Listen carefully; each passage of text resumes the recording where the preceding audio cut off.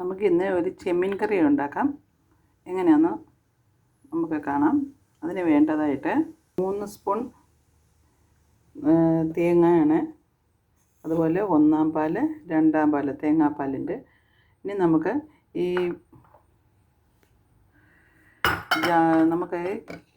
ഇതിലേക്ക് 3 സ്പൂൺ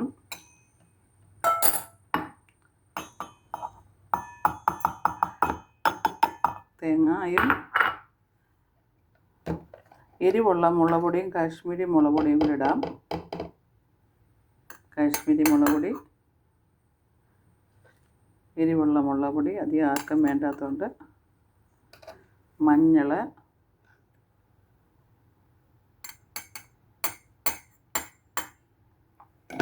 എന്നിട്ട് നന്നായിട്ട് നമുക്ക് അരച്ചെടുക്കാം മിക്സിയിൽ. നമ്മൾ ഈ ചെമ്മീനിലേക്ക് നല്ലപോലെ അരമഷി രൂപത്തിൽ അരച്ച ഈ പേസ്റ്റ് ഇതിലേക്ക് ഇടുന്നു. അതിൻ്റെ അരപ്പിൻ്റെ വെള്ളം ഇതിലേക്ക് ഒഴിച്ചു കൊടുക്കുന്നു. അതുപോലെ തന്നെ എല്ലാവരും പല രീതിയിലാണ് പിന്നെ ഉള്ളി ഇട്ട് കൊടുക്കുന്നു.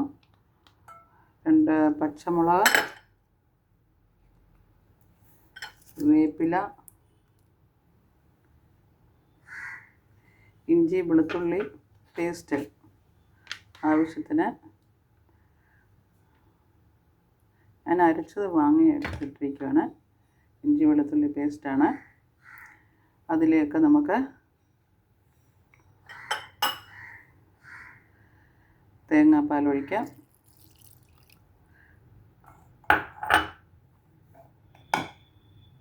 ഉപ്പിട്ട് കൊടുക്കാം ആവശ്യത്തിന്. തേങ്ങ അരപ്പ് ആവശ്യത്തിന് എടുത്താൽ മതി. ഇതെല്ലാം കൂടെ നമുക്കൊന്ന് മിക്സ് ചെയ്യാം. അരപ്പിൻ്റെ വെള്ളമാണ്.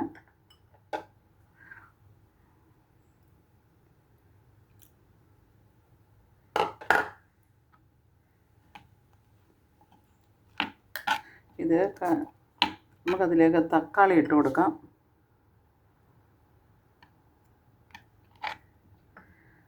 കുടംപുളി ഇട്ട് കൊടുക്കാം.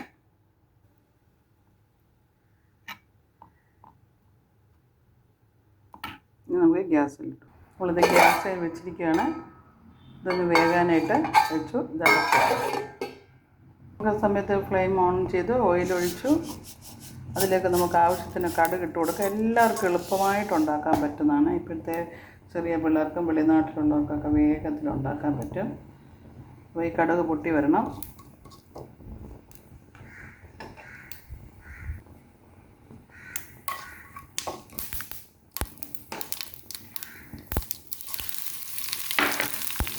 കടുക് നമുക്ക് വറുക്കാനിട്ടാം.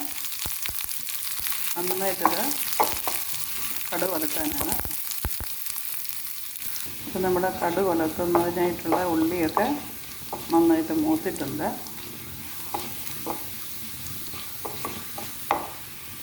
നമുക്ക് എന്തായെന്ന് നോക്കാമേ. തുറന്ന് നോക്കിയാൽ വളരെ പെട്ടെന്ന് ഉണ്ടാക്കാൻ പറ്റും. ചെമ്മീൻ നമ്മുടെ വേവക്കായി ഒത്തിരി വേവേണ്ട, റബ്ബർ പോലാകും. കുറച്ചൊരു 5 മിനിറ്റോടെ കിടന്നാൽ മതി. ഉപ്പൊക്കെ ഉണ്ടെന്ന് നോക്കാം. വേണ്ടിയവർക്ക് ചേർക്കാം. ഇതൊരു കാശ്മീരി പൗഡറിൻ്റെ കളറാണിത്. ഉപ്പൊക്കെ ഉണ്ട്. നമുക്കത് വീണ്ടും തുറന്ന് നോക്കാം. എല്ലാം ആയിട്ടുണ്ട്, റെഡി ആയിട്ടുണ്ട്.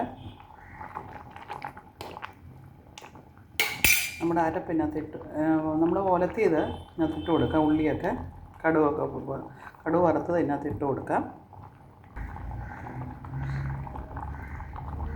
ഇങ്ങനെ തേങ്ങാപ്പാലൂടെ വെച്ച വരുന്നായിരുന്നു.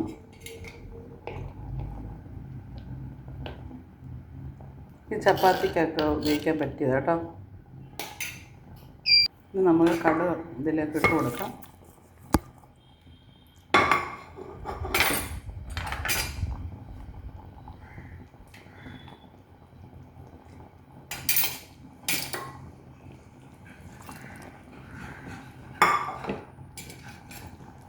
അങ്ങനെ നമ്മുടെ സ്വാദിഷ്ടമായ കൊഞ്ച് കറി റെഡിയായിരിക്കുകയാണ്. എല്ലാവരും ഇതുപോലെ ഉണ്ടാക്കും എന്ന് വിശ്വസിക്കുന്നു. ബൈ.